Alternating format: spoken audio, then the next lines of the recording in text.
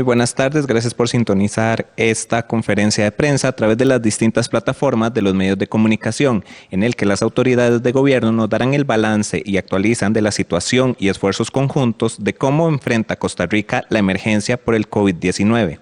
Saludamos a quienes nos acompañan este jueves 16 de julio, el presidente de la Comisión Nacional de Emergencias, el señor Alexander Solís, el doctor Mario Urcullo y la geógrafa Raquel Espinosa de la Sala Nacional de Situación Nacional. A continuación, escucharemos al director de Vigilancia de la Salud del Ministerio de Salud, el doctor Rodrigo Marín, quien nos dará vía video el reporte epidemiológico COVID para este jueves. Observemos el video. Buenas tardes. Al 16 de julio, el país registra 560 casos nuevos de COVID-19 para un total de 9.546 casos confirmados, con un rango de edad de 0 a 99 años. Se trata de 4.126 mujeres y 5.420 hombres, de los cuales 6.750 son costarricenses y 2.796 son extranjeros. Se contabilizan casos positivos en 81 cantones. Por edad tenemos 7.766 adultos, 483 adultos mayores y 1.200 menores de edad. Aún se encuentran 97 pacientes en investigación. Se registran 2.673 personas recuperadas en 79 cantones. Los casos recuperados tienen un rango de edad de 0 a los 94 años, de las cuales 1.174 son mujeres y 1.499 son hombres. Por edad tenemos 2.088 adultos, 120 adultos mayores, 402 menores de edad y 63 se encuentran en investigación. 207 personas se encuentran hospitalizadas, 35 de ellas en cuidados intensivos, con un rango de edad de los 0 a los 78 años. Se registran 42 lamentables fallecimientos, 17 mujeres y 25 hombres, con un rango de edad de 26 a 94 años. Los decesos más recientes se registran en la tarde de ayer. El primero de ellos se trata de una mujer de 77 años, costarricense, vecina de Punta Arenas. La mujer se encontraba internada en el Hospital San Juan de Dios, siendo diagnosticada con COVID-19 el pasado 15 de julio, mismo día que falleció. Padecía de cáncer de piel, mieloma múltiple y arritmia cardíaca. El segundo fallecimiento se registra en el Hospital Calderón Guardia y se está en proceso de notificación a la familia. Muchas gracias al doctor Marín, director de Vigilancia de la Salud del Ministerio de Salud, por el reporte ofrecido. A continuación, escucharemos el reporte de acciones y atención que realiza la Comisión Nacional de Emergencia en los centros para la atención de emergencia por parte de su presidente, el señor Alexander Solís. Muy buenas tardes, don Alex. Muy buenas tardes, muchísimas gracias y muy buenas tardes a don Mario y doña Raquel, que hoy nos acompañan justamente para hablar del análisis situacional, del análisis de riesgo que desde el Centro de Operaciones de Emergencia y la Sala de Análisis de Situación Nacional se desarrolla mediante la integración de un equipo de trabajo de profesionales de diversas instituciones que analizan múltiples variables, desde las variables epidemiológicas, las variables de la respuesta sanitaria, las variables de comportamiento social y también las variables del análisis del impacto económico que nos permiten justamente hacer esa evaluación del riesgo y llevar el pulso de esta situación de emergencia.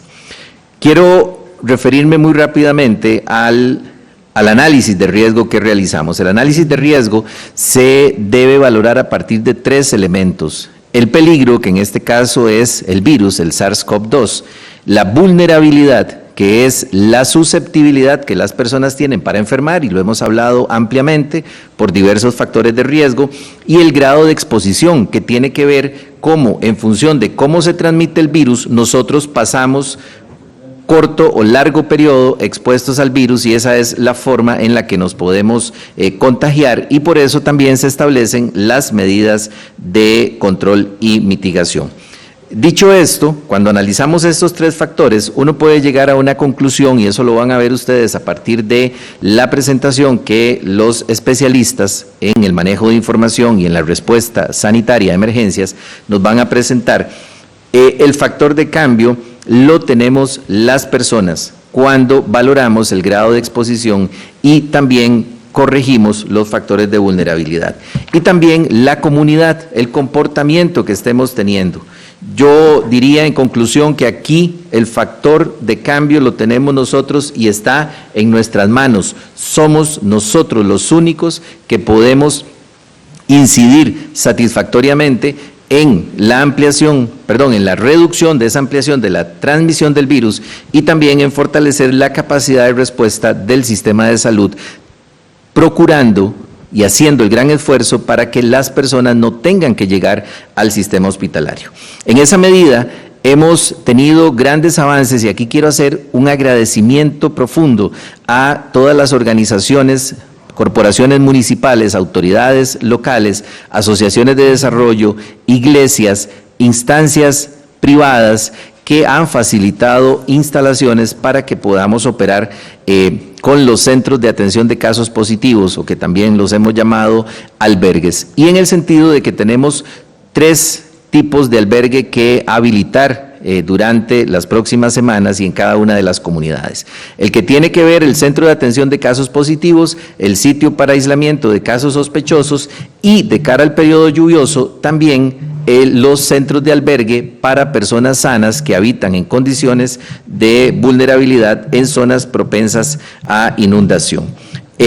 Vamos a identificar acá mediante una imagen que hemos traído la disponibilidad de albergue que hemos identificado en el país y por eso pueden ustedes observar lo que tenemos en pantalla y reitero el agradecimiento a todas las personas que han hecho posible esto, al Ministerio de Educación también, que no lo mencioné antes, mediante los convenios que hemos establecido. Hemos identificado 72 centros para tener personas con diagnóstico positivo de COVID o casos sospechosos, 194 que están previamente identificados y habilitados para poder manejar las condiciones de vulnerabilidad en caso de lluvia. Esto nos da un total de 39 cantones que ya tienen identificado un sitio para contención de casos positivos, más 55 cantones que han identificado albergues para poder proteger a personas frente a inundaciones. Eso nos da una capacidad de más de 16,000 personas, dentro de las que tenemos 4,371 que son los albergues para casos positivos o casos sospechosos por COVID.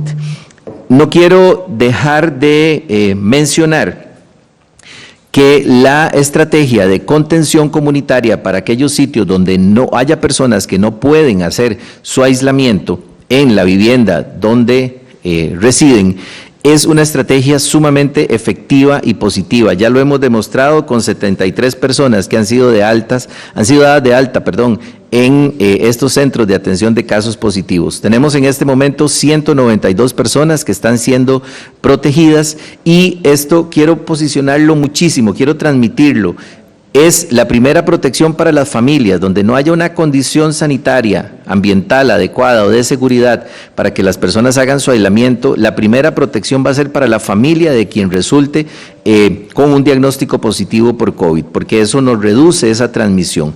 En segunda instancia va a ser una protección para la misma persona que va a recibir una atención adecuada, especializada, para poder sobrellevar este periodo en el que está con el riesgo mayor de enfermar. Y en tercera instancia, para la comunidad, porque estos sitios ofrecen seguridad. Tenemos disposición para tener seguridad en el sitio para que las personas no deambulen por la comunidad y se les pueda dar toda la asistencia que requieren en estos sitios. Entonces, la familia, la persona y la comunidad están más seguras si accedemos a desarrollar esta estrategia. Aquí quiero hacer un llamado vehemente a las comunidades para que por favor comprendamos adecuadamente que esta es la estrategia que más seguridad nos da y que si tienen dudas conversemos con las autoridades locales para poder hacer una efectiva comunicación lejos de protestar y de obstruir la implementación de estos albergues. Esta es la forma en que más rápidamente vamos a salir juntos y juntas de este factor. El trabajo que realiza la Sala de Análisis de Situación Nacional es un trabajo profesional de altísimo nivel que nos permite llevar el pulso permanente de cómo evoluciona no solamente el virus, la transmisión del virus, sino también la capacidad instalada de respuesta. Por eso es que hoy nos acompañan los profesionales que forman parte, que representan a quienes forman parte de este gran grupo de trabajo. Muchísimas gracias. Muchas gracias al presidente de la Comisión Nacional de Emergencias, el señor Alexander Solís, por el detalle. A continuación escucharemos una explicación por parte del doctor Mario Urcullo y la geógrafa Raquel Espinosa, ambos de la Sala de Análisis de Situación Nacional, sobre la evaluación de riesgo como factor de toma de decisiones que se realiza en la Sala de Análisis de Situación Nacional de frente a la emergencia por el virus del SARS-CoV-2. Muy buenas tardes a ambos. Muy buenas tardes. Bueno, a continuación yo les voy a contar un poco en representación de, como lo dijo don Alex, de un gran grupo de profesionales que conformamos la Sala de Situación Nacional de Análisis y que básicamente lo que nosotros hacemos es presentar mediante datos actualizados, que de hecho estos datos los estamos viendo en tiempo real prácticamente en la sala, donde nosotros empezamos a ver acciones y situaciones de todo lo que se está haciendo en el país y cómo eso puede impactar en las distintas instituciones nacionales. Entonces, si tal vez pasar a la presentación, ya en estas diapositivas que ustedes tienen aquí en pantalla, ya se incorporan las acciones que el gobierno definió para la semana previa y básicamente nosotros estamos viendo un reflejo de lo que ocurriría en el país, de seguir el curso que hasta la fecha hemos tenido. De hecho, si ustedes ven ahí, tenemos una línea azul que lo que refleja es la proyección que nosotros manejamos, como les digo, ya con las medidas incorporadas, y en rojo lo que ustedes ven es lo que realmente está pasando en el país día a día. Si ustedes ven, ambas líneas están en realidad bastante juntas, lo cual quiere decir que la proyección ha sido bastante atinada, ha estado muy cerca de la realidad. Y el otro dato que quiero que vean en esta diapositiva es cómo el efecto de lo que está ocurriendo en este momento nos puede llevar en un corto plazo a tener una situación de prácticamente 100,000 más o menos casos diagnosticados acumulados para el 14 de agosto del presente año, lo cual es una fecha bastante próxima a donde nos encontramos. Y esa es la primera llamada de atención que yo quería hacer con esta presentación. Si pasamos a la siguiente diapositiva, vamos a ver lo que es la tendencia de camas de hospitalización. Y si ustedes ven acá, esto ya está impactando en algunas de las situaciones que nosotros manejamos a diario, como por ejemplo es el traslado de pacientes desde su hogar hacia el Sistema Hospitalario Nacional, en el cual ya a la fecha estamos teniendo más de un traslado por hora, y eso definitivamente impacta en todo el Sistema Nacional de Traslados de Pacientes, tanto Cruz Roja como traslados mediados por la Caja, inclusive en algunos casos mediante empresa privada que participa de lo que es el traslado de pacientes hacia centros hospitalarios. Si ustedes ven esta diapositiva, van a ver que la misma proyección para el 14 de agosto, estamos hablando de cerca de 1,800 personas hospitalizadas en camas del Sistema Sanitario Nacional, lo cual, si bien es cierto, en el relojito que ven a la derecha de la pantalla, en este momento no está incidiendo significativamente en la ocupación nacional. De seguir esta tendencia, vamos a tener una situación que realmente va a impactar sobre todo lo que es el sistema sanitario y sobre lo que es la ocupación, que como ustedes conocen, es una ocupación que es limitada, a pesar de que la institución, la Caja Costarricense de Seguro Social, ha hecho un montón de medidas para ampliar su capacidad instalada, no solo desde el punto de vista de camas de hospital, sino de recurso humano y de equipamiento, para poderle hacer frente a esta situación de emergencia. Pero de seguir como vamos, es posible que a pesar de todas estas medidas tomadas, no podamos hacerle frente a una situación caótica como la que se observa en las tendencias que tenemos actualmente. Si pasamos a la siguiente, aquí vemos un indicador que para todo el equipo de análisis de situación ha sido crítico y creo que es un embudo de muchas otras cosas, ¿verdad? Es un indicador que es reflejo de cómo está la situación nacional. Y aquí incluyo no solo la parte de camas, que tal vez es un número pues muy representativo, pero aquí también incluyo lo que es el recurso humano, que si la enfermedad sigue como ha estado afectando al país, vamos a empezar a tener disminución de la capacidad para atención de pacientes en unidades de cuidados intensivos, producto de contacto con la enfermedad y de incapacidades. Además de eso, lo que es equipo de protección personal, ¿verdad? A mayor cantidad de pacientes, mayor recurso se va a necesitar de equipo de protección personal y, como lo mencionaba hace un rato, inclusive traslados y demás. Les decía que esto es un indicador muy importante porque esto, como lo han explicado las autoridades de salud en las conferencias previas, es un reflejo de cuál es el último eslabón dentro de lo que es la atención que nosotros tenemos para enfrentar a la enfermedad. O sea, si un paciente empieza a deteriorarse, este es el último arma que tenemos para poder enfrentar al COVID y realmente, si ustedes ven ahí, tenemos una capacidad que también es limitada, como lo mencionaba para el caso de camas hospitalarias. De seguir con esta tendencia, y vuelvo a hacer énfasis en lo cerca que está la línea de lo real, de la línea de la proyección, para el 14 de agosto vamos a tener cerca de 360 personas hospitalizadas en unidades de cuidados intensivos, lo cual rebasaría nuestra capacidad actual, inclusive rebasaría nuestra capacidad con la ampliación que se está pensando hacer de urgencia en los próximos días. Eso es lo que quería comentarles, es, como les digo, una llamada de atención para ver en el lugar en el que estamos y al lugar al que vamos, de seguir la tendencia que tenemos en este momento, a pesar de las medidas que el gobierno tomó para la semana actual, que ya están, como les decía al inicio, incorporadas dentro de este análisis que les estamos presentando.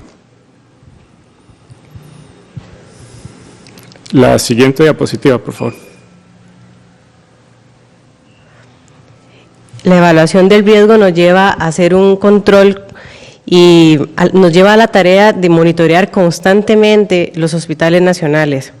La necesidad de estar identificando la ocupación de salón nos permite ver que el CEACO, un centro especializado para la atención de la enfermedad, tuvo un crecimiento abrupto al punto que se tuvo que trabajar con los hospitales nacionales en atención de los pacientes. Pero sin embargo, igual el histórico nos está presentando un crecimiento acelerado y en este momento incluso los hospitales regionales empezaron a recibir pacientes, dada la tendencia que se está marcando en las hospitalizaciones a nivel de salón. Siguiente. En cambio, en un sistema aún más limitado que es la ocupación de las camas UCI, los hospitales nacionales que en este momento están recibiendo tienen tendencias extremadamente a las alzas y eso nos está limitando las capacidades para la atención y esto va a influir directamente en el cambio y en la conducta que se tenga de la ciudadanía. Las medidas existen y se están llevando a cabo, pero tienen que ser más eficaces en el comportamiento de la ciudadanía porque los accesos se ven limitados en los hospitales y en las camas de cuidados intensivos. Para un día como hoy, a las 11 de la mañana, el Hospital Calderón Guardia está a 77% de ocupación, el Hospital México a un 55% de ocupación y el San Juan de Dios a un 67% de ocupación. Esto tomando en cuenta incluso las ampliaciones que se han hecho en cuidados intensivos en los hospitales. Siguiente.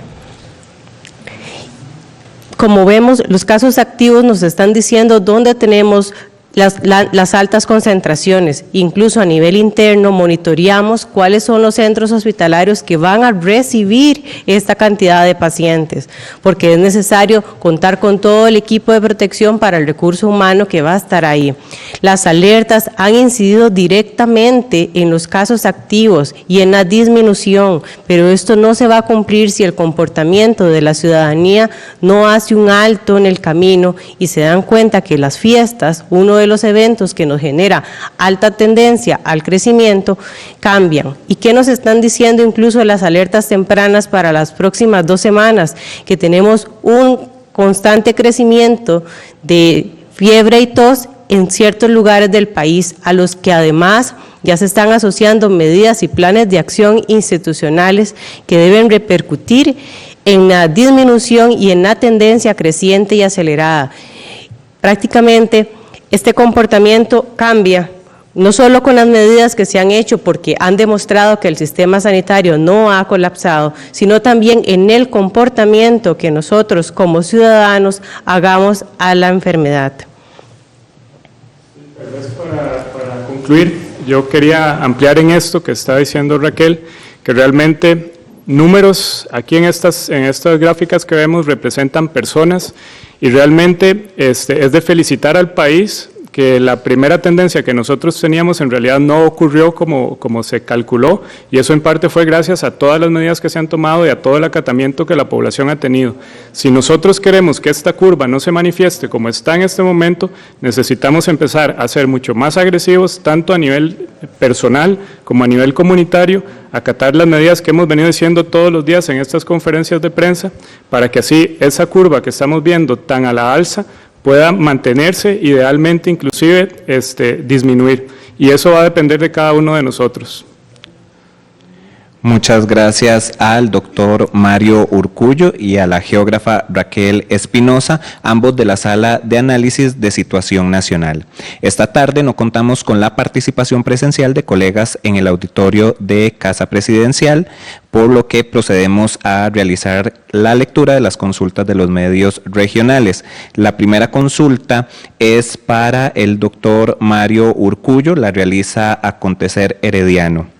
Una vez estabilizada la curva, ¿cómo hacer que ésta baje? La OMS advirtió a España e Italia y varios países europeos que no se conseguirá solo con un confinamiento.